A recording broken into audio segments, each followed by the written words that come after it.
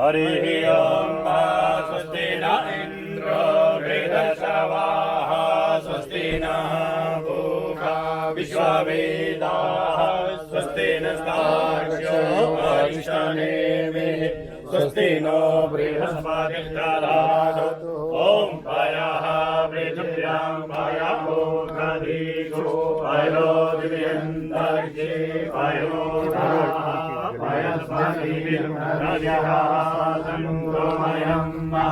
ओम विष्णु वज्राढमसि विष्णु शर्वदरेशो विष्णु चौरसि विष्णु द्रवमसि वैष्णवमसि विष्णवे स्वाहा ओम अग्निर्देवता वातो देवता सूर्यो देवता चंद्रमा देवता वसवो देवता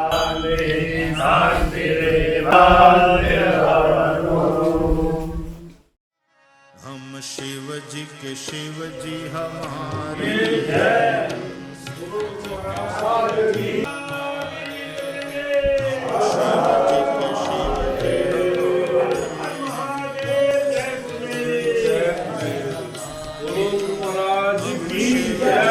शिव जी हमारे हैं हम शिव जी के शिव जी हमारे हैं हम शिव जी के शिव जी हमारे हैं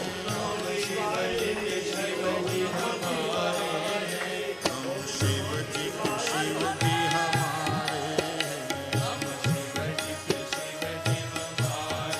हैं हम शिव जी के शिव जी हमारे हम शिव जी के शिव जी हमारे हैं हम शिव जी के शिव जी हमारे हम शिव जी के शिव जी हमारे हैं हम शिव जी के शिव जी हमारे हैं हम शिव जी के शिव जी हमारे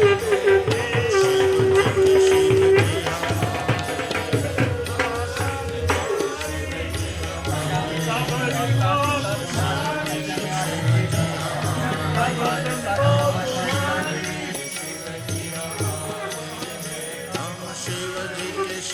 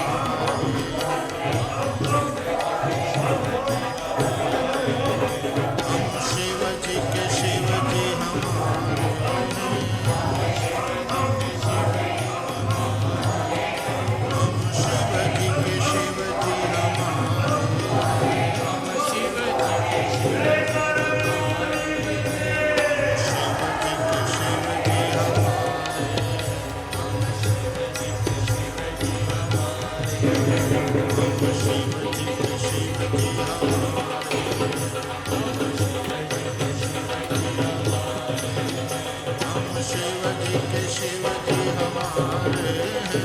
हम शिव जी के शिव जी हमारे हैं। हम शिव जी के शिव जी हमारे हैं। हम शिव जी के शिव जी हमारे हैं। हम शिव जी के शिव जी हमारे हैं। हम शिव जी के शिव जी हमारे हैं। हम शिव जी के शिव जी हमारे हैं। हम शिव जी के शिव जी हमारे हैं। हम शिव जी के शिव जी हमारे हैं। हम शिव जी के शिव जी हमारे हैं। हम शिव जी के शिव जी हमारे हैं। शिव जी के शिव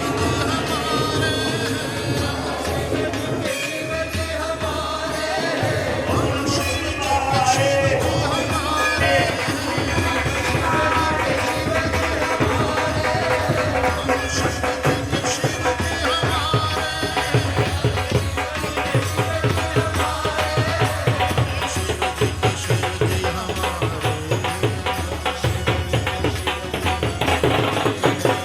हैं। हम शिव जी के शिव जी हमारे हैं। हम शिव जी के शिव जी हमारे हैं। शिव जी के शिव जी हमारे हैं। हम शिव जी के शिव जी हमारे हैं। शिव जी के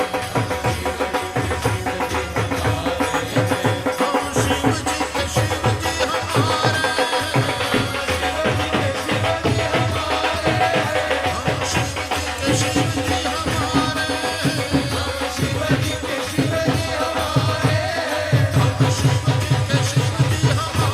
हैं। हम शिव जी के शिव जी हमारे हैं। हम शिव जी के शिव जी हमारे हैं। शिव जी के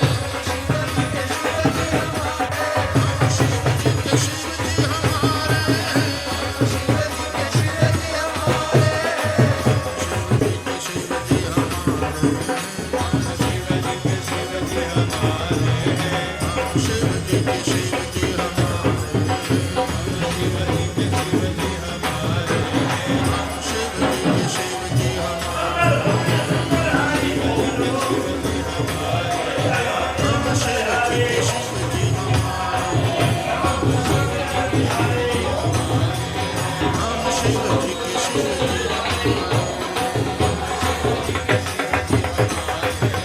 हम शिव जी के शिव जी हमारे हैं।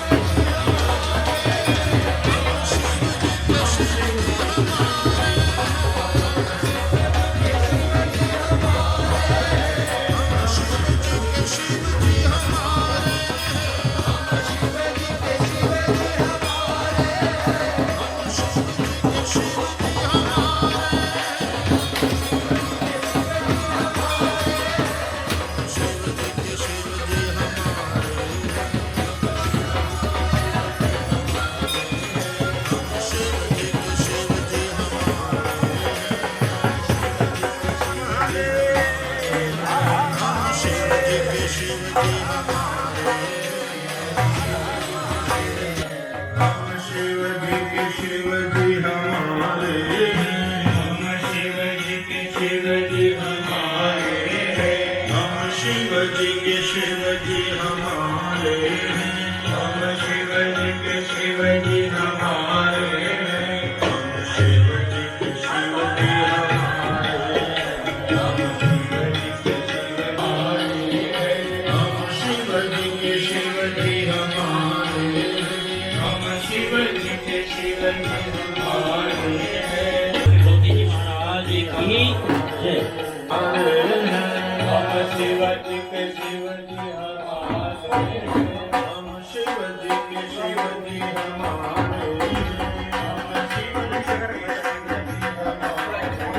बोल श्री श्री शिवलोधी जी महाराज की जय।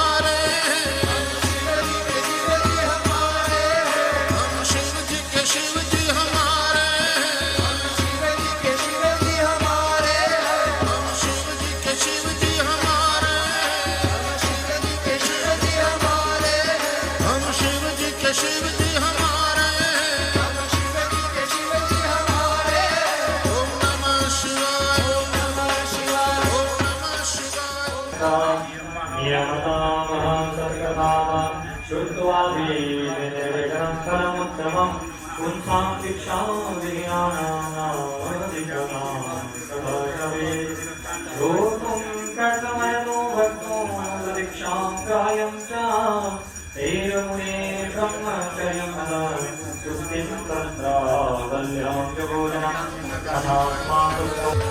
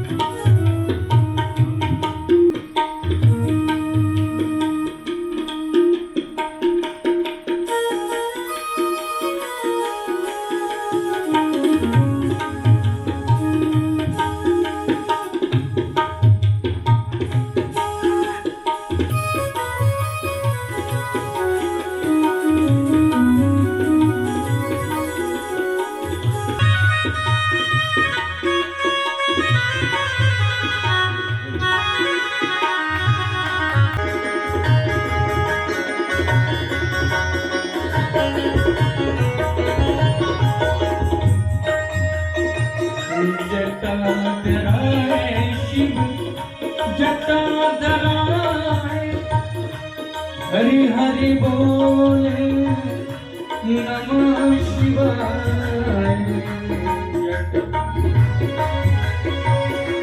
जटाधराय हरि हरि बोले नमः शिवाय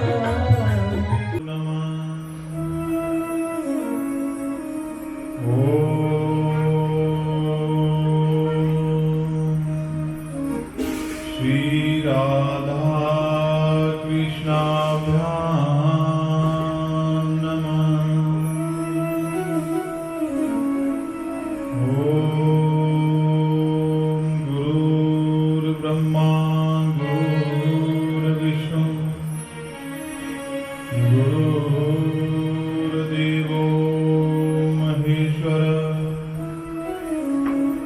गुरुर्साक्षात् परब्रह्म तस्मै श्री गुरुवे नमः। ज्ञानमूलं गुरोर्मूर्ति पूजामूलं गुरोर्पदम् मन्त्रमूलं गुरोर्वाक्यम् मोक्षमूलं गुरोर्कृपा।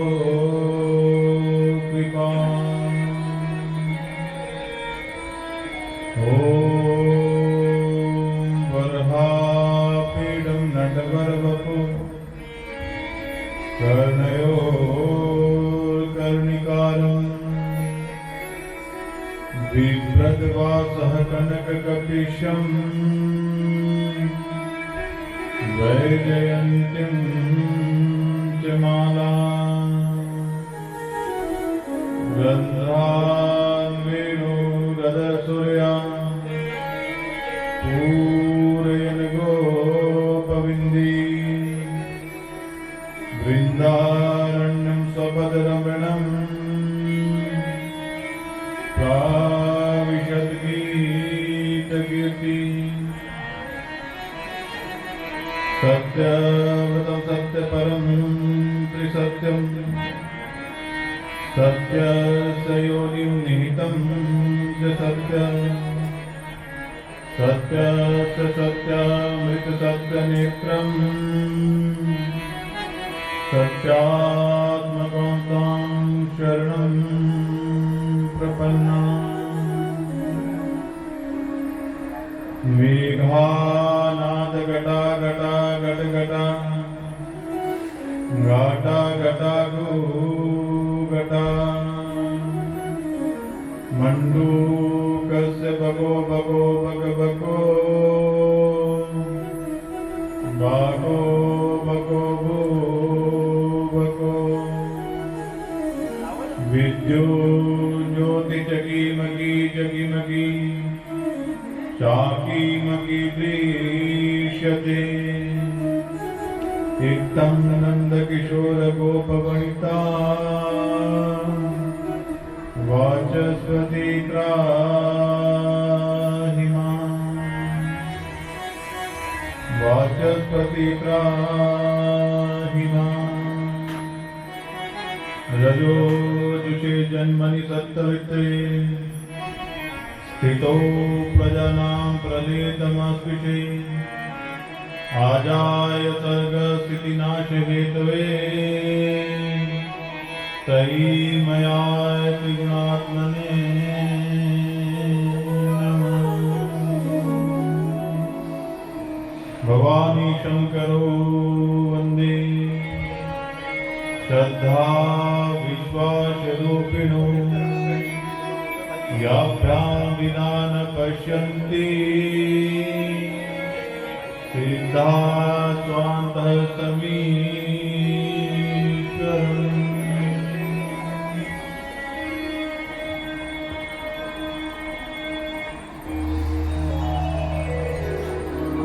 वाणी को पवित्र करने के लिए 2 मिनट पर बताना चाहूँगा।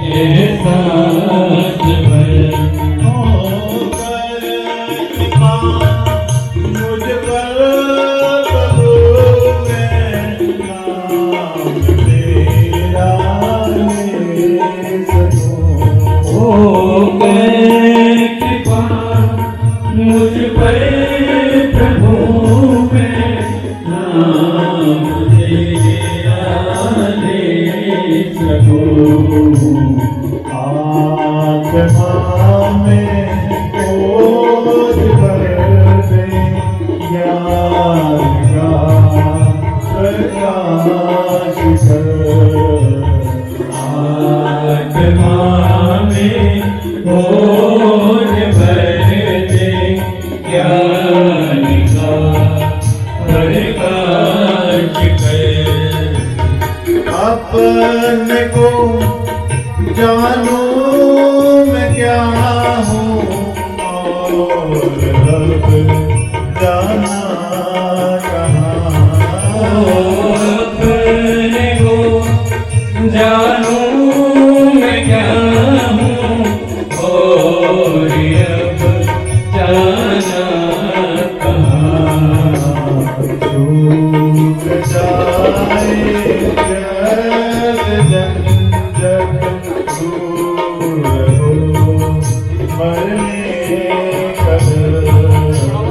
छूट जाए व्यर्थ जग दूर हो मरने कदर।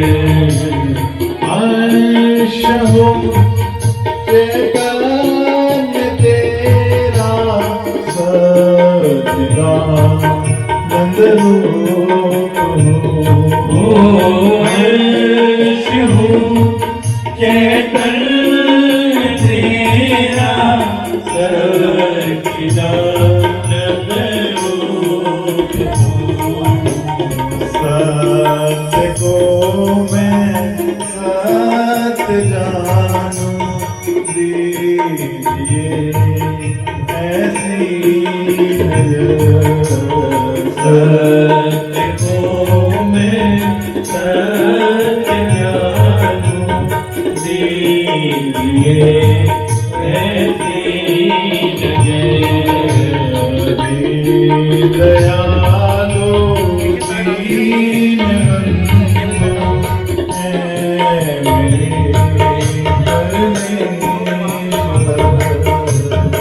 मेरे दयालु दीन बंधु हे मेरे परमेश्वर। ये जन्म ना व्यर्थ जाए कुछ दया मुझ पे तू कर। ये जन्म ना व्यर्थ जाए कुछ दया मुझ पे तू कर। कुछ दया मुझ पे तू कर। कुछ दया मुझ पे तू कर। शिवलौती वाले महाराज की परम कृपा बरसी है, जिनके आशीर्वाद स्वरूप कृपा स्वरूप भगवान बोले शंकर के पावन प्रांगण में बैठ करके हमें श्री शिव महापुराण की कथा श्रवण करने का सौभाग्य प्राप्त हुआ है।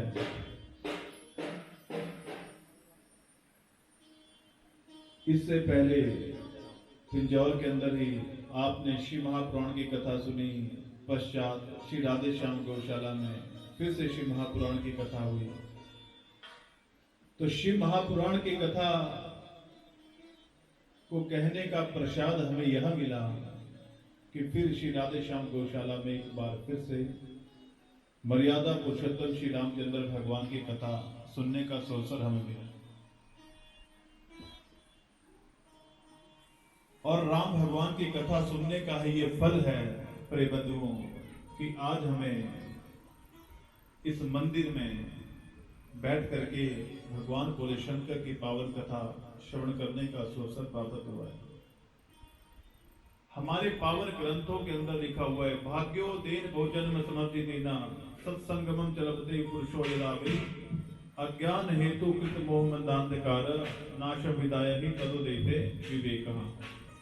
एक नहीं प्रिय बंधुओं, जन्म जन्मांतर के संचित पुण्यों का जब उदय होता है तब हमें भगवान की कथा श्रवण करने का अवसर प्राप्त होता है। और खास करके भगवान भोले शंकर की जो अहेतु की कृपा करते हैं, अकारण करुणा वरुणालय हैं, कब किसके ऊपर किस रूप में दया कर दे परे बंधुओं कि आप कल्पना भी नहीं कर सकते, किस रूप में ये आप पे कृपा कर दे। और उसी पावन कथा को श्रवण करने का आपको अवसर मिला है। आप थोड़ा सा, क्योंकि पहला दिन है, थोड़े बहुत जो नियम होते हैं उनके बारे में बताया जाता है। तो इसीलिए आप लोगों से हम यही कहना चाहते हैं, एक तो ऋषि मुनियों की तपोभूमि है, भगवान भोले शंकर की साक्षात शिवलिंग यहाँ पे विराजमान है, और नित्य यहाँ पे साधु संतों की सेवा होती है, नित्य भंडारा होता है। ऐसी तपोभूमि में जहाँ पे ऋषि मुनियों ने कोई तप किया हो, साधना की हो, ये वैसे ही बहुत सिद्ध होती है। हम आपको कहेंगे ये तो बोनस है आपके लिए जो कथा मिल रही है, बाकी फल तो आपको इस पावन प्रांगण में आने से ही मिल जाता है। ये तो बोनस है आपको जो मिल रहा है, जहां पे संतों ने, ऋषि मुनियों ने तप किया हो बैठ करके। क्योंकि संतों का केवल मुख से कहा हुआ वचन ही हमारे लिए ग्रहणीय नहीं होता है, वही प्रवचन नहीं होता है। केवल मुख से संत कहेगा ऐसा नहीं है, तभी हमें शिक्षा मिलती है। अरे संत के जीवन में खाने से शिक्षा मिलती है, संत बोलता कैसे उससे शिक्षा मिलती है, संतों का मौन हमें सिखाता है। अरे ऋषि मुनियों की तो डांट भी हमारे ऊपर आशीर्वाद का कार्य करती है। उनका जो फटकारा जाना है उसमें भी हमारा कोई कल्याण छुपा हुआ होता है, और कितनी महिमा कही।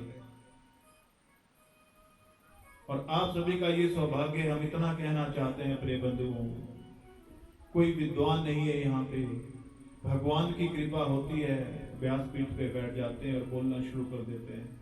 वही बुलवाने वाला है, वही आयोजन करवाने वाला है, किसी में इतना सामर्थ्य नहीं होता है। लेकिन एक बात उसके भरोसे से, बड़े भाव से कहते हैं प्रिय बंधुओं, आप थोड़ा सा मन को लगाओ कथा के अंदर। हम बड़े विश्वास के साथ कहते हैं, आप थोड़ा सा मन को लगाएंगे कथा के अंदर, और कब ये शिव कथा के दिन बीत जाएंगे आपको पता ही नहीं चलेगा। लेकिन मन थोड़ा सा भटकेगा तो फिर नींद तो आएगी, फिर तो आएगी। और ऊपर से ये समय वैसे ही 5 से 8 का है, तो इस समय तो वैसे ही 2-3 बार हम खाना घर में ब्रेकफास्ट लंच सब करके ही आते हैं, डिनर की तैयारी होती है, तो वैसे ही मुश्किल होता है। लेकिन हम बड़े भरोसे के साथ आपको बोलते हैं, अब थोड़ा सा मन को लगाओ। आपका मन भगवान भोले शंकर के चरणों में लगेगा, फिर 3 घंटे कथा हो रही है, 3 घंटे भी आपको कम पड़ जाएंगे। ये 7 दिवस यहाँ शिव महापुराण की कथा हो रही है, आप ऐसा अनुभव करेंगे, काश 2-4 दिन और मिल जाते और कथा का रसास्वादन कर लेते और कर लेते, तो बड़ा आनंद है। कहते हैं पार्लियामेंट के अंदर वो बैठता है जिसका चयन जनता करती है। MP कहते हैं ना, मेंबर ऑफ पार्लियामेंट, तो पार्लियामेंट में वो बैठता है जिसका चयन जनता करती है। लेकिन भगवान की कथा में वो बैठता है जिसका चयन स्वयं मेरा जनार्दन करता है, भगवान भोले शंकर करता है। तो लाखों लोगों की भीड़ से एक एक को चुन चुन करके भगवान भोले शंकर ने छांटा है आप लोगों को, और उठा करके यहाँ पे मंदिर के अंदर रख दिया है कि मेरी कथाओं का श्रवण करो। ये कोई आपका सौभाग्य नहीं है, जब हम कथा करने के काबिल नहीं है तो फिर आप भी सुनने के काबिल नहीं हो। ये तो कृपा से ही होता है।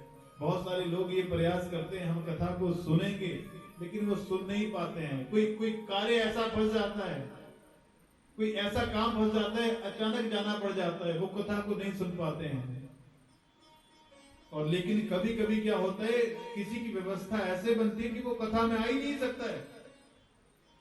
ये व्यवस्था बनाने वाले भी स्वयं भगवान हैं। आप यकीन नहीं मानेंगे, पीछे 3 कथाएं हम यहाँ लगातार कर रहे हैं, और तीनों कथाओं के अंदर जो टाइम टेबल बना है ना कथा का, आज भी हमने परमादरणीय श्रीमान लायकराम पंडित जी से जब कथा की यहाँ की बात हुई थी तो हमने यही कहा था कि कलश यात्रा देखो थोड़े व्यस्त भी है, सुबह आप निकाल लेना, हम जब आएंगे तो कलश एक आ जाएगा साथ में और पुराण जी को लेकर के आएंगे, यहाँ विराजमान कर जाएंगे और उसी के अकॉर्डिंग व्यवस्था बनी। इनकी इच्छा थी कि व्यास जी आप होते तो और अच्छा लगता है, लेकिन चलो कोई बात नहीं है, सुबह सुबह नहीं हो पाएगा संभव, तो हम तो यहाँ पे, क्योंकि देखो अब देवताओं की प्रतिष्ठा करनी है तो वो तो फिर प्रातः काल ही होगी, 4 बजे थोड़ी पूजन प्रारंभ होगा, वो तो सुबह सुबह ही होगा। तो उसके लिए फिर कलश को भी स्थापना करनी थी, तो हमने कहा नहीं हो पाएगा। लेकिन ऐसा मौसम पिछली बार ऐसे हुआ, हमें गौशाला में कथा हुई तो सुबह सुबह आना पड़ा, क्योंकि रोड कब जैसे बंद हो जाए, आना बंद हो जाए कोई भरोसा नहीं था। तो फिर पिछली बार भी ऐसे ही आना हुआ, उससे पिछली बार भी वैसे ही आना हुआ। और आज का तो हमारा 5 बजे कथा पहुंचने का, 5 बजे पहुंचेंगे सीधे यहाँ से यहीं को, और फिर यहाँ से फिर कमरे में कथा करते। लेकिन व्यवस्था भगवान ने ऐसी बनाई कि कल रात से बिजलियां कड़कनी शुरू हो गई वहां हिमाचल में, तो आप जानते हैं बड़ी त्रासदी आई है। मानो भगवान बोल रहे चलो जाओ कलश यात्रा में जाओ, ऐसा धकेला है उन्होंने, ऐसे करके धकेला है। जल्दी से फिर पैकिंग जल्दी से की, जो कुछ हाथ में लगा और जल्दी से गाड़ी में भरा, और हमने सुबह सुबह ही सबको फोन कर दिया, भैया जहां पे भी हो जल्दी पहुंचो। और हैरानी की बात एक कोई पंडित जी को भी नहीं मैंने बताया, आप ऐसे मत सोचना कथा ही कह रहे हैं, हम कथा में ही जाएंगे, आप चिंता मत करो, खूब कथा सुनाएंगे।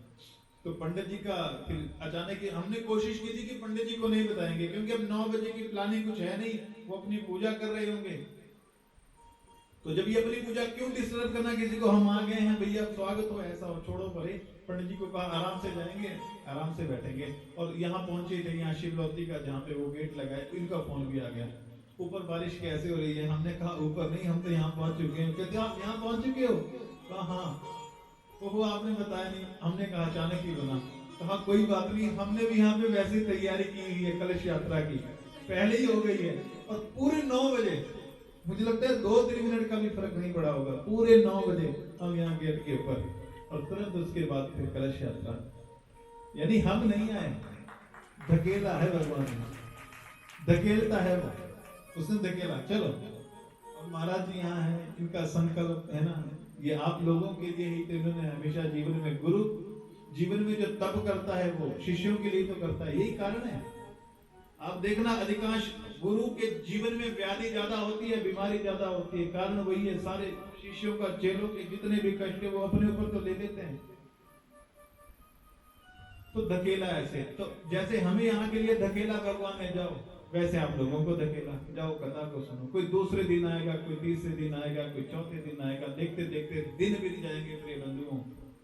पर कथा का जो महत्व है, सत्संग का महत्व, एक क्षण ऐसा होता है जो इंसान के जीवन को बदल देता है। एक ही क्षण ऐसा होता है। 2 चोर चोरी करके गए, दोनों मित्र थे, नियम ऐसा होता था कि बांटते बराबर थे।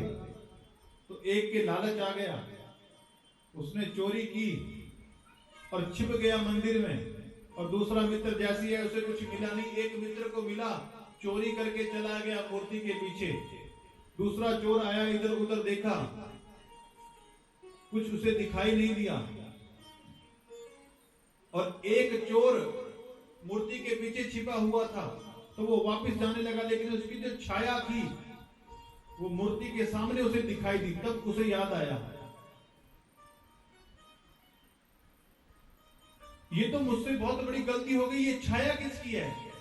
तो जैसे ही उसने छाया को देखा, अपने मित्र के पास गया और मित्र को कहा तू इसके पीछे छिपा हुआ है, मैंने तुम्हें देख लिया, मैंने पहचान लिया। अब मित्र को बड़ा आश्चर्य हुआ, कहा एक बात बता, तू तो वापस चला गया था, फिर तू वापस कैसे आया? मैंने तो कोई आवाज भी नहीं की, तो तू वापस कैसे आया? उसने कहा जीवन में मैंने 2 ही गलत कार्य कर दिए हैं, बहुत बड़ा अधर्म जो मैं कर बैठा हूं। कहा कौन सी? एक तो अपने मूर्ख पिता की बात को सुन लिया मैंने, और दूसरा सत्संग में नहीं गया।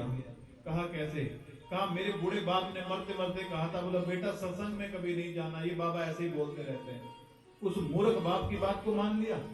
पर एक दिन मैं चोरी करने के लिए जा रहा था, तो सामने सत्संग हो रहा था, तो सत्संग के 2 शब्द चलते चलते मेरे कानों में पड़े। गया तो मैं चोरी करने को गया था, लेकिन कोई महात्मा जी बोल रहे थे कि देवी देवताओं की कभी कोई छाया नहीं होती है। और मैं यहां मंदिर में आया, इस मूर्ति की छाया मुझे दिखाई दी, तो मुझे एकदम से महात्मा की वो याद आ गई बात कि उन्होंने कहा था कि देवताओं की छाया नहीं होती, तो ये छाया किसकी है। तब इस छाया को देखने आए और तुम मुझे यहाँ पे मिल गए। तो 2 ही गलतियां हुई, एक जीवन में सत्संग नहीं किया और दूसरे अपने पिता की बात को मान लिया। कहने का भाव यही है प्रिय बंधुओं, एक क्षण भी सत्संग का हमारे जीवन को बदल देता है। एक क्षण जो लेक्चर 24 घंटे अब बच्चों को घर में दे रहे हैं ना, वो उनके दिमाग में नहीं घुस रहा है। कभी कभी कथा में आने पे ही कोई एक आध सूत्र वो लेकर के जाता है और उससे उसका जीवन बदल जाता है। आप लोग यहाँ 3 घंटे बैठेंगे, हम ये नहीं कहते कि आप 3 घंटे में जो सुनोगे सब कुछ साथ लेकर के जाओ, ऐसा नहीं है। पर इन 3 घंटों में कम से कम एक आध सूत्र, कोई एक बात तो आपको अच्छी लगे, उस एक ही बात को पकड़ दो। एक शब्द सुप्रयुक्त स्वर्गे लोके च काम दुख भक्ति, एक शब्द काम कर जाता है। आप कथा में बहुत सारे लोग बैठते हैं, बड़ा स्ट्रेस लेकर के बैठते हैं। व्यास जी ने क्या नाम बोला, वो नाम को याद करने की कोशिश करते हैं। कौन सी कथा को किया, ये सब याद करने की जरूरत नहीं है आपको। आप तो सिर्फ आनंद लो, आपको सिर्फ आनंद लेना है, जबरदस्ती दिमाग पे स्ट्रेस नहीं डालना है। सोच करके आनंद लो, आपको आनंद तो आएगा। और ये जो आनंद आप कथा में लोगे यही काम कर जाएगा, यही जीवन बदल देगा। आपने 1 हफ्ता पहले क्या खाया था आपको याद नहीं है, 1 महीना पहले। शिवलौती वाले महाराज की परम कृपा बरसी है, जिनके आशीर्वाद स्वरूप, कृपा स्वरूप भगवान बोले शंकर के पावन प्रांगण में बैठ करके हमें श्री महापुराण की कथा श्रवण करने का सौभाग्य प्राप्त हुआ है।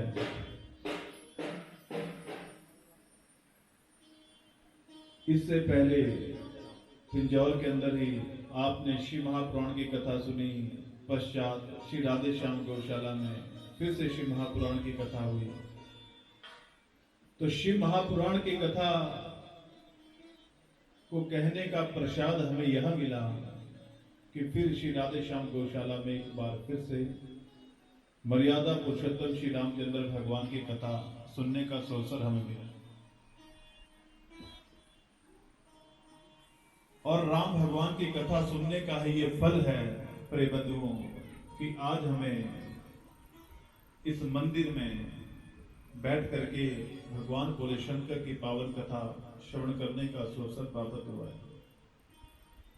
हमारे पावन ग्रंथों के अंदर लिखा हुआ है, भाग्यो देन भोजन समझी देना सत्संगमम चलते पुरुषो यदावि अज्ञान हेतु कृत मोह मंदांधकार नाश विदाय ही तदो देते विवेक। एक नहीं प्रिय बंधुओं, जन्म जन्मांतर के संचित पुण्यों का जब उदय होता है तब हमें भगवान की कथा श्रवण करने का अवसर प्राप्त होता है। और खास करके भगवान भोले शंकर की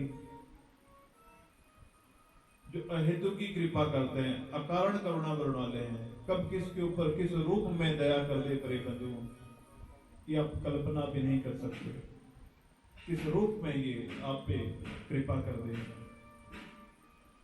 और उसी पावन कथा को श्रवण करने का आपको अवसर मिला है। अब थोड़ा सा, क्योंकि पहला दिन है, थोड़े बहुत जो नियम होते हैं उनके बारे में बताया जाता है।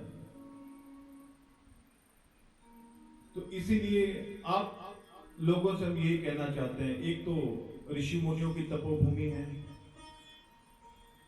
भगवान भोले शंकर की साक्षात शिवलिंग यहाँ पे विराजमान है और नित्य यहाँ पे साधु संतों की सेवा होती है, नित्य भंडारा होता है। ऐसी तपोभूमि में जहाँ पे ऋषि मुनियों ने कोई तप किया हो, साधना की हो, ये वैसे ही बहुत सिद्ध होती है। हम आपको कहेंगे ये तो बोनस है आपके लिए जो कथा मिल रही है, बाकी फल तो आपको इस पावन प्रांगण में आने से ही मिल जाता है। ये तो बोनस है आपको जो मिल रहा है। जहां पे संतों ने, ऋषि मुनियों ने तप किया वो बैठ करके, क्योंकि संतों का केवल मुख से कहा हुआ वचन ही हमारे लिए ग्रहणीय नहीं होता है, वही प्रवचन नहीं होता है। केवल मुख से संत कहेगा ऐसा नहीं है, तभी हमें शिक्षा मिलती है। अरे संत के जीवन में खाने से शिक्षा मिलती है, संत बोलता कैसे उससे शिक्षा मिलती है, संतों का मौन हमें सिखाता है। अरे ऋषि मुनियों की तो डांट भी हमारे ऊपर आशीर्वाद का कार्य करती है। उनका जो फटकारा जाना है उसमें भी हमारा कोई कल्याण छिपा हुआ होता है। और कितनी महिमा कहेंगे। और आप सभी का ये सौभाग्य, हम इतना कहना चाहते हैं प्रिय बंधुओं, कोई विद्वान नहीं है यहाँ पे, भगवान की कृपा होती है, व्यासपीठ पे बैठ जाते हैं और बोलना शुरू कर देते हैं। वही बुलवाने वाला है, वही आयोजन करवाने वाला है। किसी में इतना सामर्थ्य नहीं होता है। लेकिन एक बात उसके भरोसे से, बड़े भाव से कहते हैं प्रिय बंधुओं, आप थोड़ा सा मन को लगाओ कथा के अंदर। हम बड़े विश्वास के साथ कहते हैं, आप थोड़ा सा मन को लगाएंगे कथा के अंदर, और कब ये शिव कथा के दिन बीत जाएंगे आपको पता ही नहीं चलेगा। लेकिन मन थोड़ा सा भटकेगा तो फिर नींद तो आएगी, फिर तो आएगी। और ऊपर से ये समय वैसे ही 5 से 8 का है, तो इस समय तो वैसे ही 2-3 बार हम खाना घर में ब्रेकफास्ट लंच सब करके ही आते हैं, डिनर की तैयारी होती है, तो वैसे ही मुश्किल होता है। लेकिन हम बड़े भरोसे के साथ आपको बोलते हैं, अब थोड़ा सा मन को लगाओ। आपका मन भगवान बोले शंकर के चरणों में लगेगा, फिर 3 घंटे कथा हो रही है, 3 घंटे भी आपको कम पड़ जाएंगे। ये 7 दिवस यहाँ शिव महापुराण की कथा हो रही है, आप ऐसा अनुभव करेंगे, काश 2-4 दिन और मिल जाते और कथा का रसास्वादन कर लेते और कर लेते, तो बड़ा आनंद है। कहते हैं पार्लियामेंट के अंदर वो बैठता है जिसका चयन जनता करती है। एमपी कहते हैं ना, मेंबर ऑफ पार्लियामेंट, तो पार्लियामेंट में वो बैठता है जिसका चयन जनता करती है। लेकिन भगवान की कथा में वो बैठता है जिसका चयन स्वयं मेरा जनार्दन करता है, भगवान बोले शंकर करता है। तो लाखों लोगों की भीड़ से एक एक को चुन चुन करके भगवान बोले शंकर ने छांटा है आप लोगों को, और उठा करके यहाँ पे मंदिर के अंदर रख दिया है कि मेरी कथाओं का श्रवण करो। ये कोई आपका सौभाग्य नहीं है। जब हम कथा करने के काबिल नहीं है तो फिर आप भी सुनने के काबिल नहीं हो। ये तो कृपा से ही होता है। बहुत सारे लोग ये प्रयास करते हैं हम कथा को सुनेंगे, लेकिन वो सुन नहीं पाते हैं। कोई कार्य ऐसा फंस जाता है, कोई ऐसा काम फंस जाता है, अचानक जाना पड़ जाता है, वो कथा को नहीं सुन पाते हैं। और लेकिन कभी कभी क्या होता है, किसी की व्यवस्था ऐसे बनती है कि वो कथा में आ ही नहीं सकता है। ये व्यवस्था बनाने वाले भी स्वयं भगवान हैं। आप यकीन नहीं मानेंगे, पीछे 3 कथाएं हम यहाँ लगातार कर रहे हैं, और तीनों कथाओं के अंदर जो टाइम टेबल बना है ना कथा का, आज भी हमने परमादरणीय श्रीमान लायकराम पंडित जी से जब कथा की यहाँ की बात हुई थी, तो हमने यही कहा था कि कलश यात्रा देखो थोड़े व्यस्त भी है, सुबह आप उसी के ऊपर अगला जन्म होता है, तो यही वो पितर है हमारे।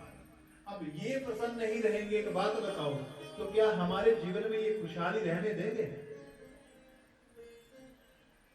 इनके निमित्त हम किसी कार्य को नहीं करेंगे। अभी हमारे बहुत सारे के सारे पितर थोड़ी हमारे वैकुंठी चले गए होंगे। कोई हो सकता है नरक में पड़ा हुआ है, कोई स्वर्ग में पड़ा हुआ है। ये इच्छाएं रखते हैं कि कब जैसे हमारे कुल के अंदर कोई भगत पैदा हो और हमारे निमित्त कोई अच्छा कार्य करे, और ये जितना दुख हमें यहाँ भोगना पड़ रहा है वो ना भोगना पड़े, हमारी मुक्ति हो, हमें एक और मौका मिले ताकि हम अपना कल्याण कर सके।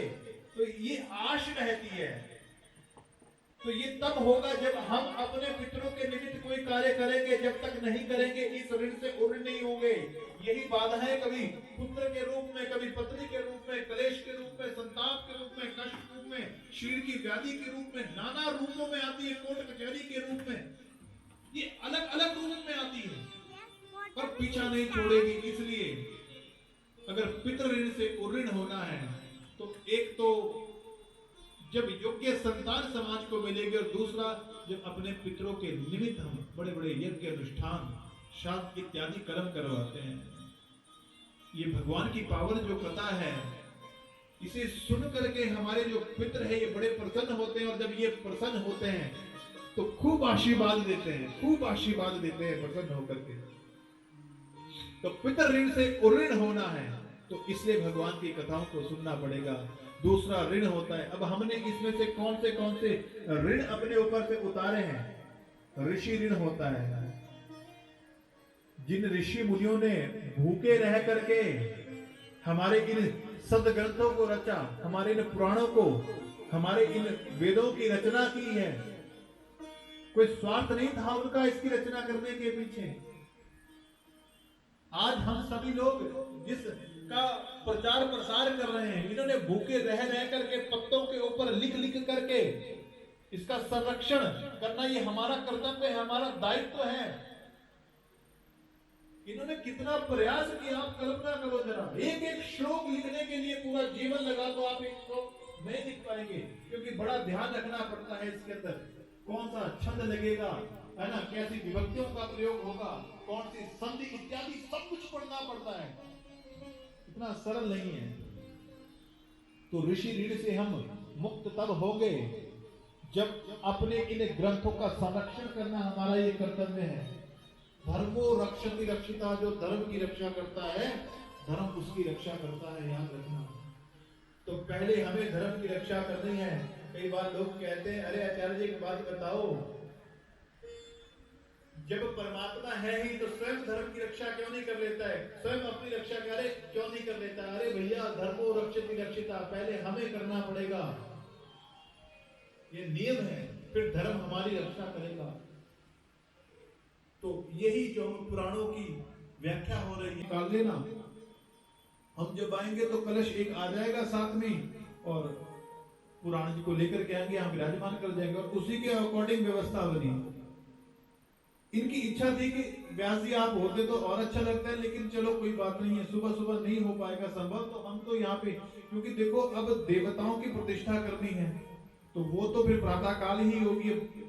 4 बजे थोड़ी पूजन प्रारंभ होगा, वो तो सुबह सुबह ही होगा।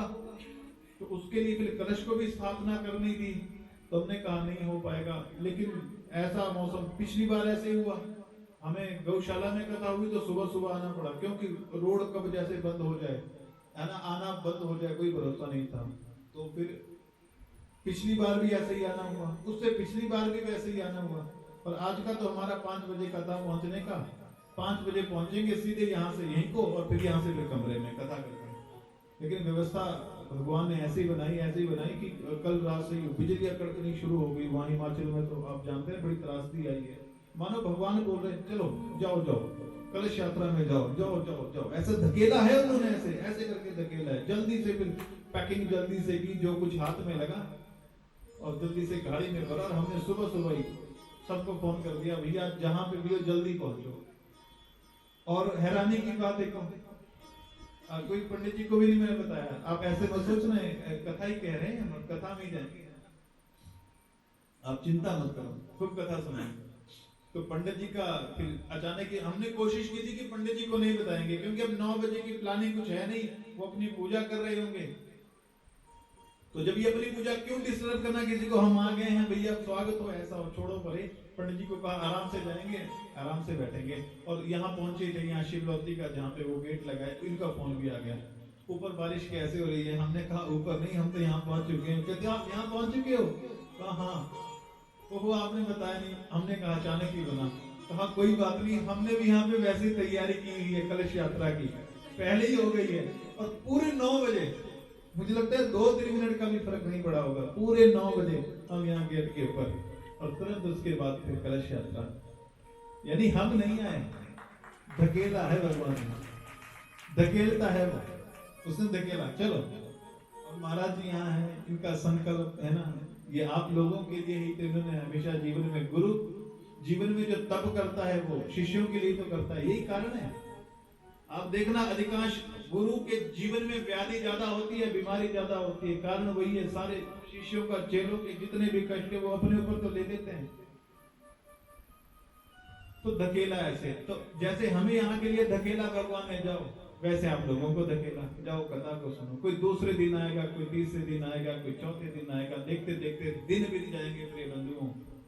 पर कथा का जो महत्व है, सत्संग का महत्व, एक क्षण ऐसा होता है जो इंसान के जीवन को बदल देता है।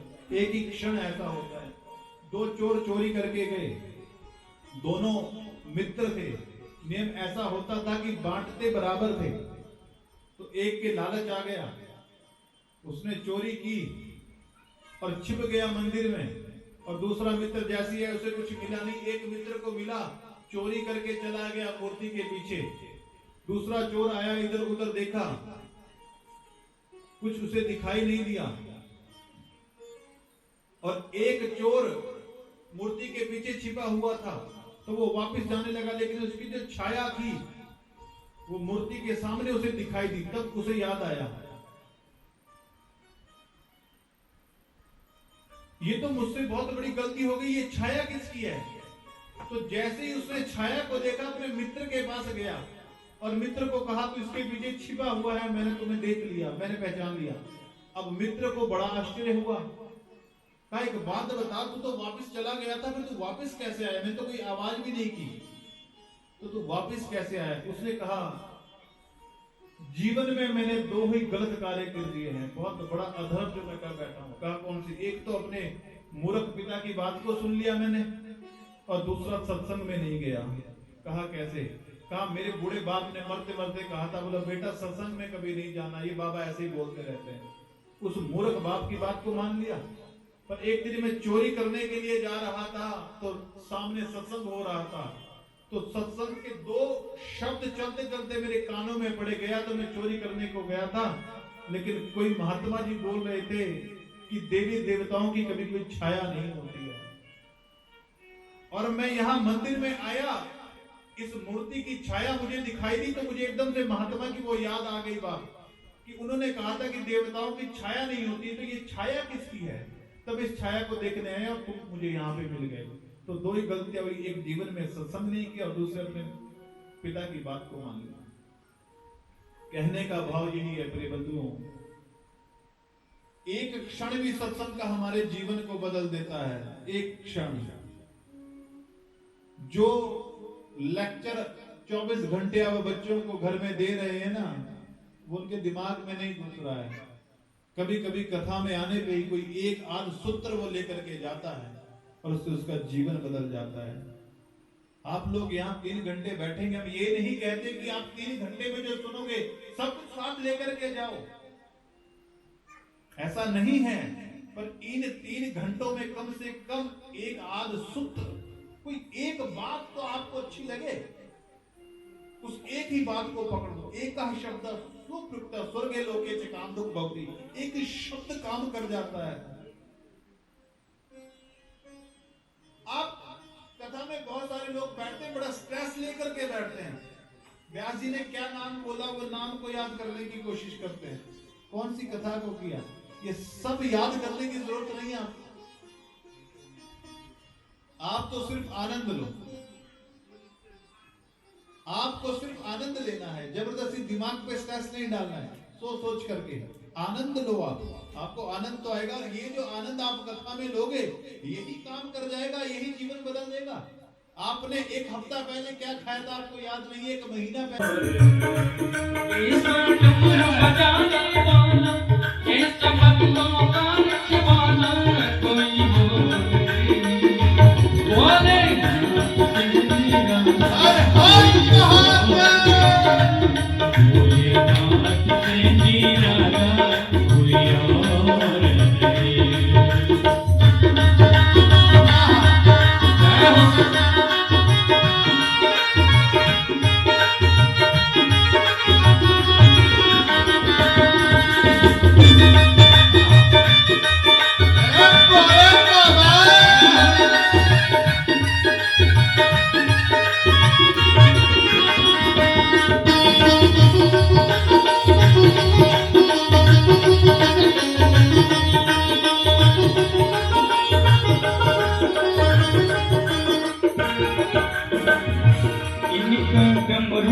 डम डम बोले अगम निगम के भेद खोले उनका डमरू डम डम बोले अगम निगम के भेद खोले ऐसा भक्तों का रखवाला ऐसा भक्तों का रखवाला कोई और नहीं बोले नाथ से निराला कोई और नहीं बोले नाथ से निराला कोई और नहीं सबकी बिगड़ी बनाने वाला सबकी बिगड़ी बनाने वाला ऐसा भक्तों का रखवाला कोई और नहीं बोले नाथ से निराला कोई और नहीं कोई नाथ से निराला कोई और नहीं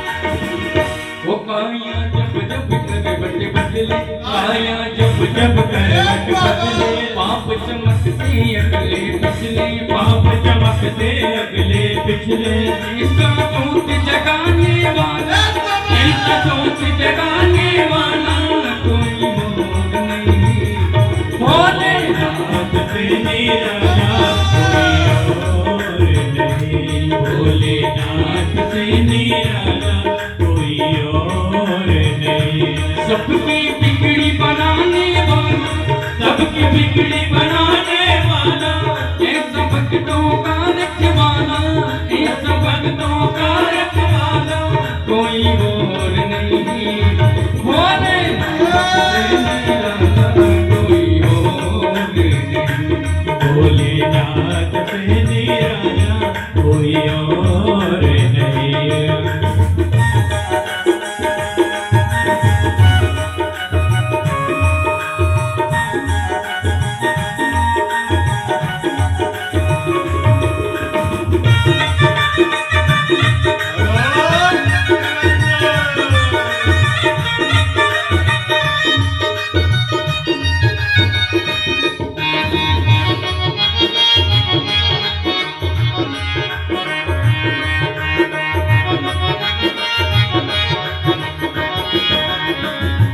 तुमने जग का कष्ट मिटाया तुमने जग का कष्ट मिटाया मुझको स्वामी क्यों बिसराया मुझको स्वामी क्यों बिसराया लाज बचाने वाला वो मेरी लाज बचाने वाला कोई और नहीं भोले नाथ से निराला कोई और नहीं भोले नाथ से निराला कोई और नहीं सबकी बिगड़ी बनाने वाला सबकी बिगड़ी बनाने वाला वो ऐसा डमरू बजाने वाला ऐसा डमरू बजाने वाला कोई और नहीं भोले नाथ से निराला कोई और नहीं वो भोले नाथ से निराला कोई और नहीं भोले नाथ से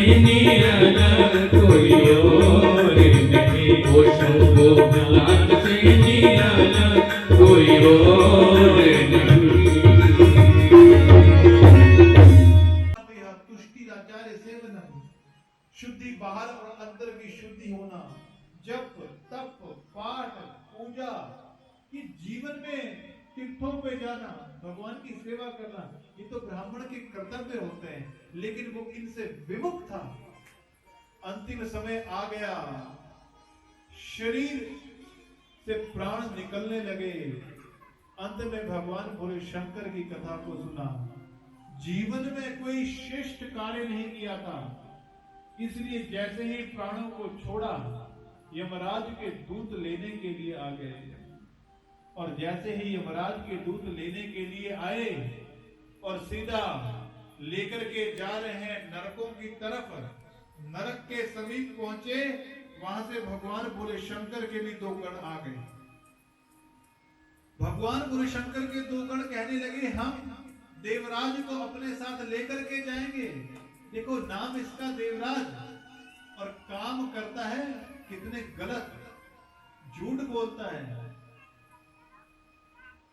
लेकिन इसने जीवन भर कोई पुण्य नहीं किया, इसने पूरे के पूरे जीवन भर पाप किए हैं। इसलिए पहले क्या खाया आपको याद है, लेकिन आपको सिर्फ इतना पता है कि जो मैंने खाया था वो आनंद बहुत आया। तो वैसे ही आप यहां बैठे तो हो, लेकिन 2, 4, 5 दिनों बाद लोग कई बार बोलते हैं आचार्य जी जितनी बार कथा को सुनते हैं हम भूल जाते हैं। हम कहते हैं ये बहुत अच्छी बात है, कोई गलत बात नहीं है। और हो सकता है कथा याद आपको हो जाए तो आप कथा सुनना ही छोड़ दो। आपको लगे क्या है, वही तो है फिर कन्हैया, वही है भगवान बोले शंकर, वो सारी कथाएं हो सकता है। क्योंकि अधिकांश देखना कई बार तो जो मूल भागवत को या मूल श्री महापुराण को मूल को पढ़ लेता है वो कथा सुन ही नहीं सकता, सुन ही नहीं पाता है। कई बार ऐसा भी होता है। तो सारी कथाएं समझ आ जाए ये जरूर नहीं है, पर आप ज्यादा समझने की कोशिश मत करो, आप सिर्फ आनंद लो। ज्यादा बुद्धि का प्रयोग नहीं करना है, यहां हृदय का प्रयोग करना है, आत्मा का प्रयोग करो। भगवान की पावन कथाओं को सुनो, आनंद लो। ये संसार का जो सुख आप हमको मिल रहा है ये क्षणिक है, थोड़ा है, और वो आनंद का सिंधु है। जो आनंद सिंधु सुख राशि सीकर तय तय लोक सुपासी, सो सुख धाम राम असनामा, अखिल लोक पावक विश्राम। ये संसार के जो सुख है ये क्षणिक है, और वो आनंद का सिंधु है। और ये संसार के विषय भोग याद रखना तभी तक अच्छे लगते हैं जब तक उस आनंद के सिंधु में आपने गोता नहीं लगाया। अरे भैया गुलाब जामुन खाने के लिए मिल जाए तो कौन गुड़ खाएगा। लेकिन विडंबना हमारी ये है कि संसार का जो क्षणिक सुख है हमने इसे वास्तविक मान लिया है, इसे रियलिटी मान लिया। जैसे इंसान सोता है तो जब सोता है तो रात को सपना आता है, ध्यान देना, और सपना आता है बब्बर शेर आपको पकड़ लेता है सपने में। जैसे ही गर्दन के ऊपर झपटा मारा उसी समय आप डरे, आपके नेत्र खुले, आपने गर्दन पकड़ करके देखा भैया कहां से काट लिया है, तो नहीं निकल रहा है, मेरे श्वास तो नहीं निकले, मैं मर तो नहीं रहा हूं। फिर आपको हंसी आई बात, हो भैया ये तो सपना था। लेकिन उस सपने के अंदर क्या आपको इस बात का पता चला कि ये स्वप्न था? अगर पता चल जाता तो वो स्वप्न टूट जाता, लेकिन नहीं पता था, उसे हमने वास्तविक माना। स्वप्न के अंदर ही कभी कभी आप देखना कोई दुखद समाचार सुन लेते हैं तो रोने लग जाते हैं, कोई अच्छा समाचार सुनते हैं तो प्रसन्न हो जाते हैं। लेकिन वास्तव में वो रियलिटी नहीं है। स्वप्न में जो हमें दिख रहा है उसको उस समय हमने रियलिटी माना, इसलिए हम रो भी रहे हैं और हंस भी रहे हैं। वैसे ही ये संसार भी प्रिय बंधुओं स्वप्न मात्र है। अभी हम निद्रा में हैं, इस माया के अंदर फंसे हुए हैं। देवी हेशा गुणमयी मम माया दुरत्या मामेव ये प्रपद्यन्ते माया मेताम तरन्तिते। इस माया ने हमें ऐसे जकड़ दिया है, ये मेरी पत्नी है, ये मेरा भाई है, ये मेरा बंधु है, ये मेरा मामा है, ये मेरा चाचा है। ये सारे जो रिश्ते जहां मैं शुरू हो जाता है ना, मेरा लग जाता है, वही दुख का कारण है। मेरी पत्नी, मेरा बेटा।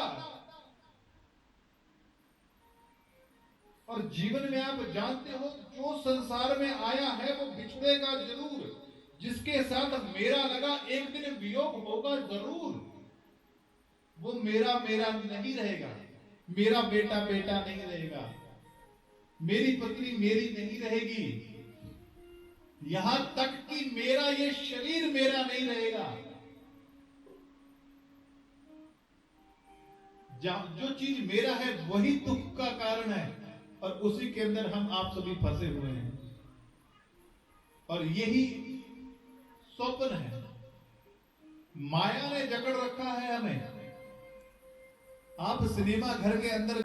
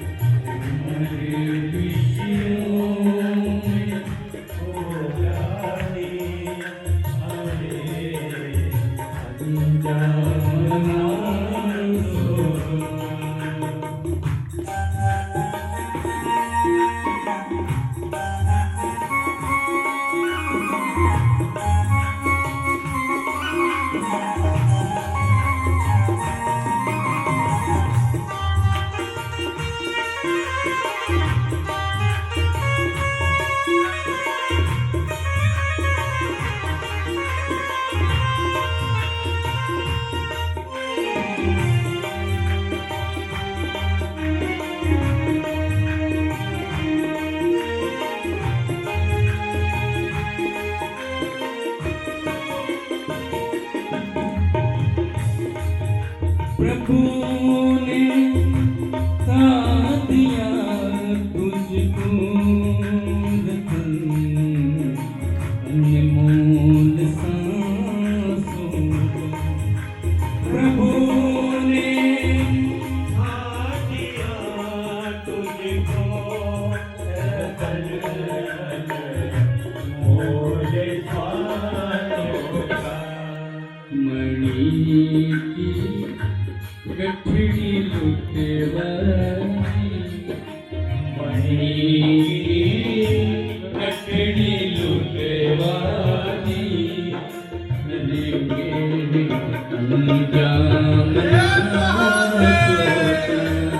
ओ मरे विषयों में ओ जाने हरे अंजाम ना सोचा।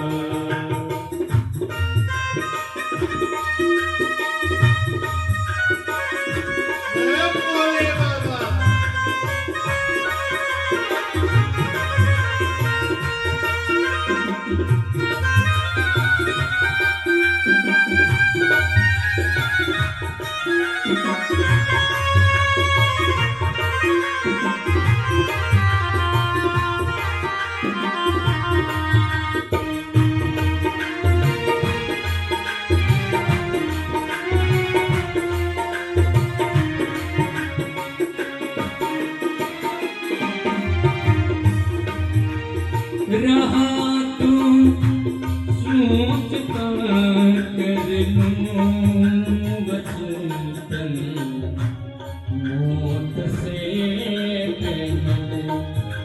रहा तू सोचता कर लूं वचन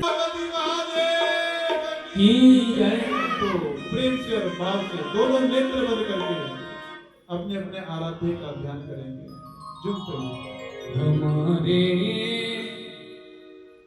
हे श्री गुरुदेव, हमें इस बात की चिंता।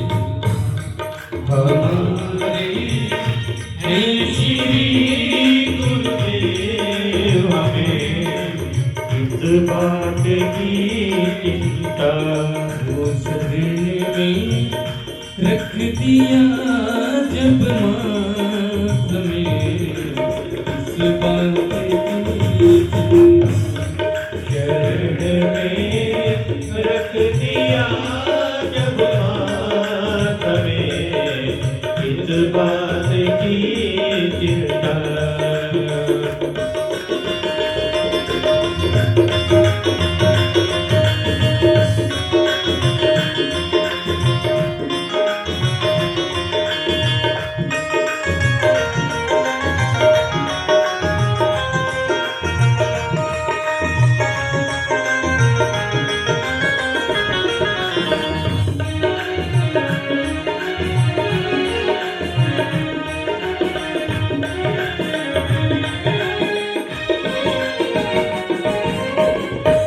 न खाने की न पीने की न मरने की न जीने की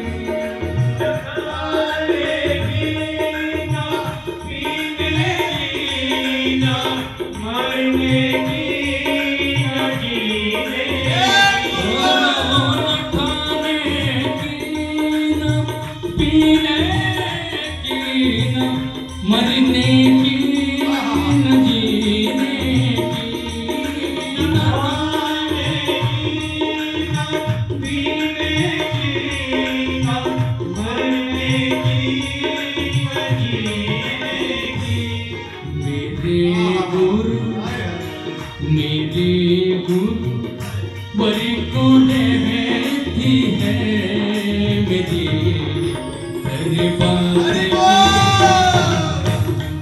मेरे गुरु बड़ी को रहती है मेरी हर बात चरण में रख दिया जब माथ में इस बात की चिंता चरण में रख दिया जब माथ में किस बात की चिंता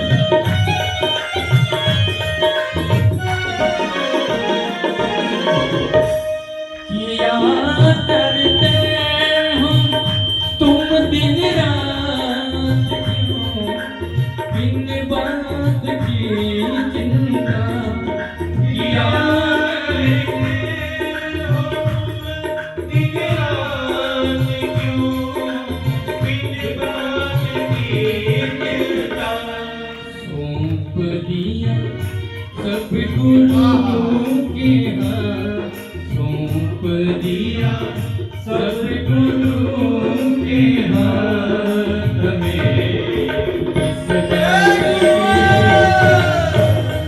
सौंप दिया जब गुरु के हाथ में किस बात की चिंता हमारे है श्री गुरुदेव में इस बात की चिंता हमारे है श्री गुरुदेव में इस बात की चिंता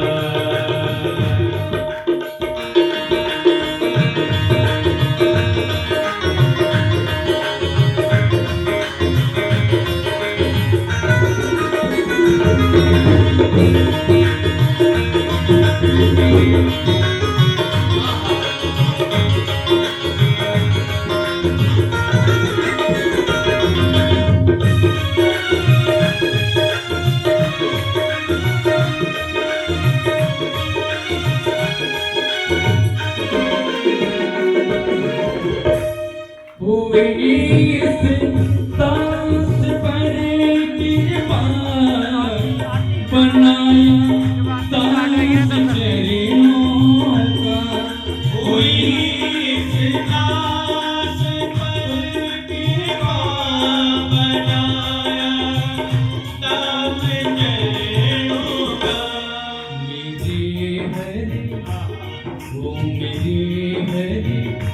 श्वास में भगवान रहे इस नाम की मेरे हर श्वास में भगवान रहे नाम की चिंता। उस दिन में लिख दिया जब नाम इस बात की चिंता। शरण में लग दिया भगवान हमें इस बात की चिंता। इस बात की चिंता। हमें इस बात की चिंता। इस बात की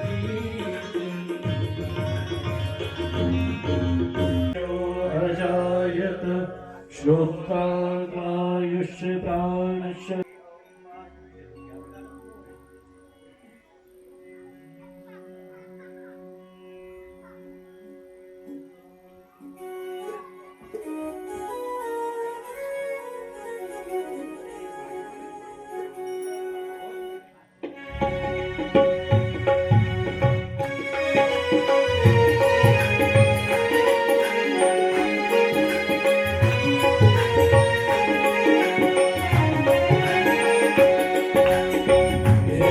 शिव ओंकारा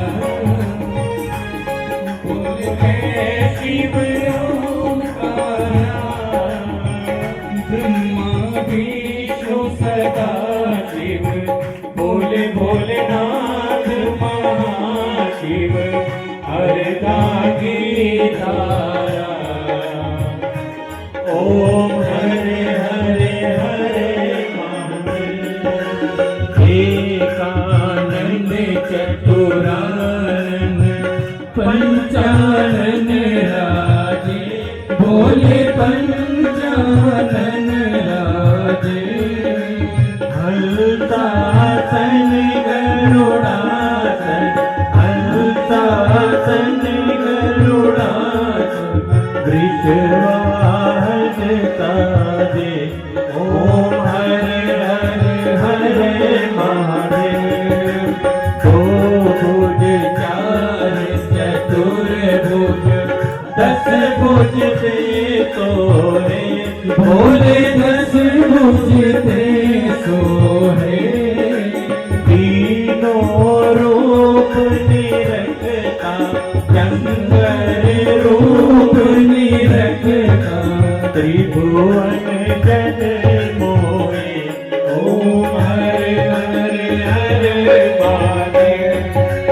अक्षमाला बन माला मुंडे माला धारी भोले मुंडे माला धारी। चंदन मृग मद सोरे चंदन मृग मद सोरे बाले शशिधारी। ओम हरे हरे हरे महादेव। श्वेतांबर पीतांबर बागांबर भोले बागांबर सनकादिक ब्रह्मादिक सनकादिक ब्रह्मादिक बोधादिक संगे। ओम हरे हरे हरे महादेव। कर में कमंडल चक्र त्रिशूल धरता भोले चक्र त्रिशूल धरता। जग करता जग हरता सुख करता सुख हरता जग पालन करता। ओम हरे हरे हरे महादेव। ब्रह्मा विष्णु सदा शिव ज्ञानत अविवेका भोले ज्ञानत अविवेका।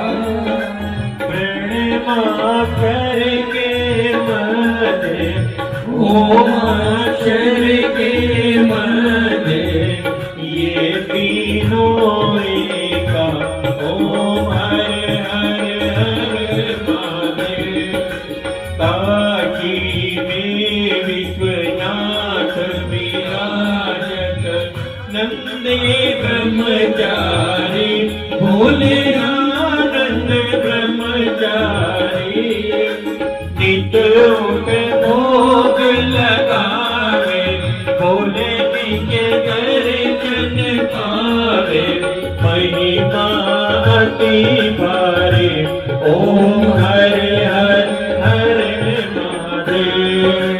त्रिगुण स्वामी जी की आरती, जो कोई नरे गावे, भोले प्रेम सहित गावे।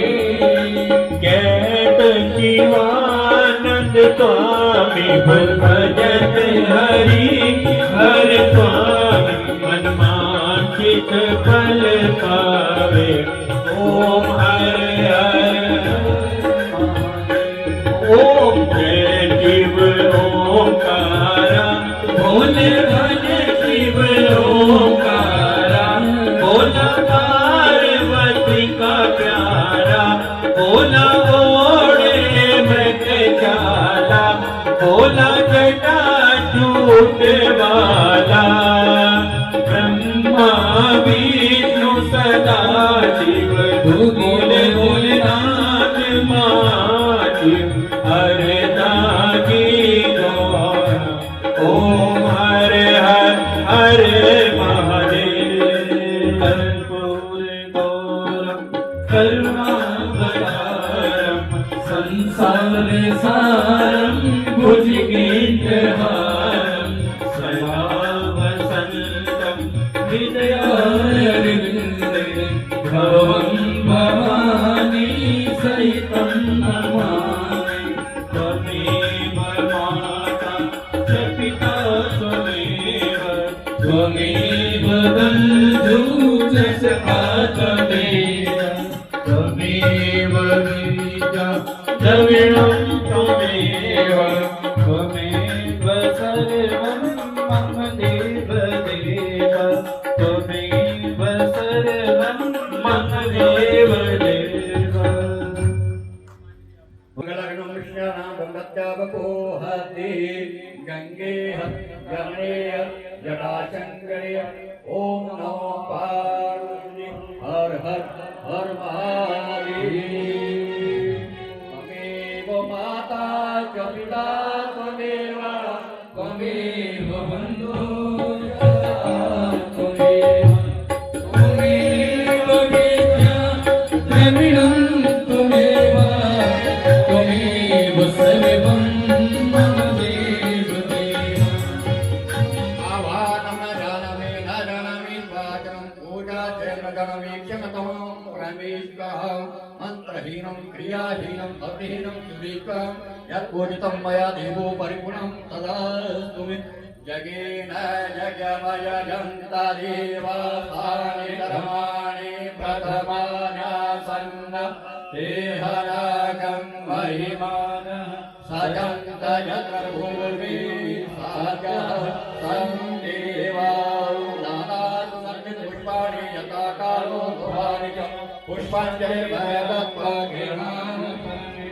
बोले शंकर भगवान की जय, भगवान की जय, जगदम्बा मैया की जय, मोर भगवान की जय, शिवराज की जय, गुरुराज की जय, सत्य सनातन धर्म की जय, गुरु वंश धर्म की जय। ओम शांति शांति शांति। सभी लोग कृपया मंडप की तरफ से माथा टेके, कुरान के व्यास में माथा टेके, महाराज जी के पास माथा टेके, फिर आगे आपका हमारे मंडप का भंडारे का प्रबंध है। कृपया वहाँ तक सभी लोग प्रसाद भंडारा लेके जाएं। धन्यवाद।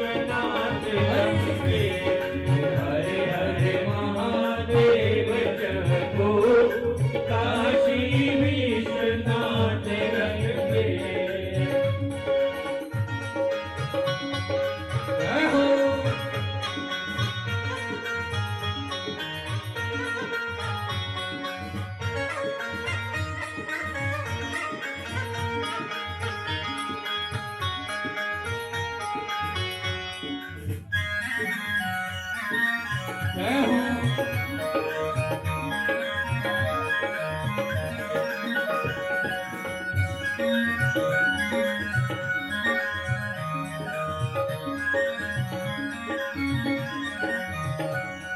उस सामने से मिलने का, ओ शंकर जी से मिलने का, वो सत्संग ही बहाना है।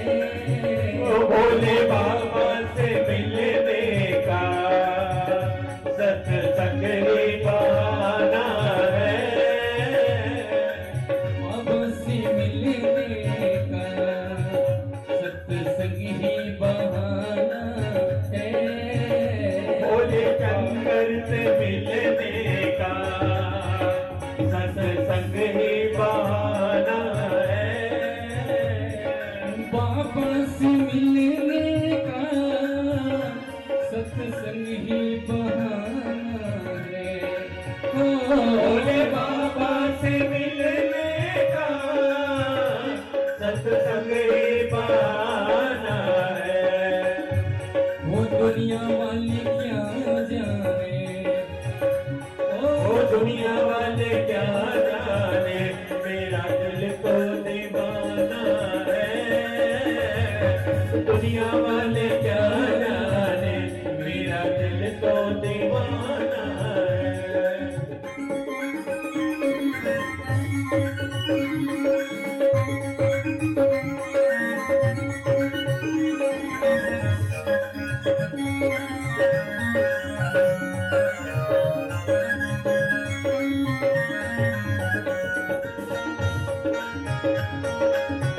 जय हो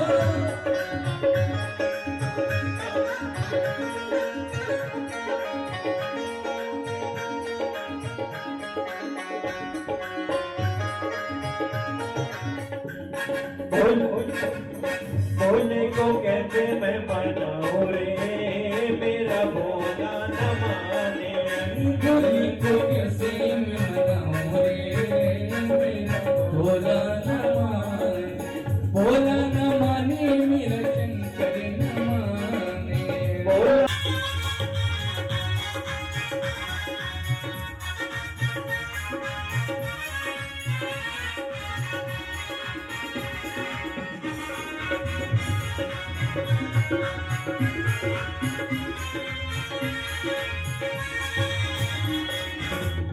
को भावे न ढोलक मजीरा।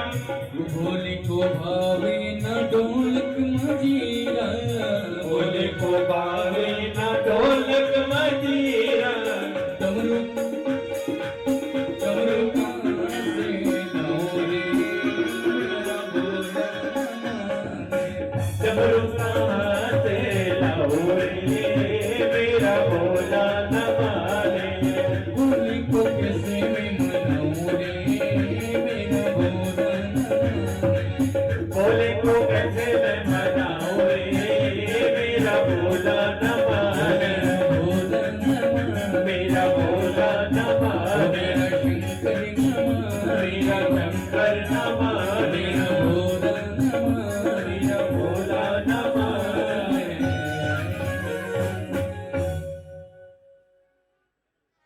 हम शिव जी के शिव जी हमारे हैं। हम शिव जी के शिव जी हमारे हैं।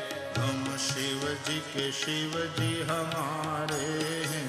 हम शिव जी के शिव जी हमारे हैं। हम शिव जी के शिव जी हमारे हैं। हम शिव जी के शिव जी हमारे हैं। हम शिव जी के शिव जी हमारे हैं। हम शिव जी के शिव जी हमारे हैं। हम शिव जी के शिव जी हमारे हैं। हम शिव जी के शिव जी हमारे हैं। हम शिव जी के शिव जी हमारे हैं। हम शिव जी के शिव जी हमारे हैं। हम शिव जी के शिव जी हमारे हैं। हम शिव जी के शिव जी हमारे हैं। हम शिव जी के शिव जी हमारे हैं। हम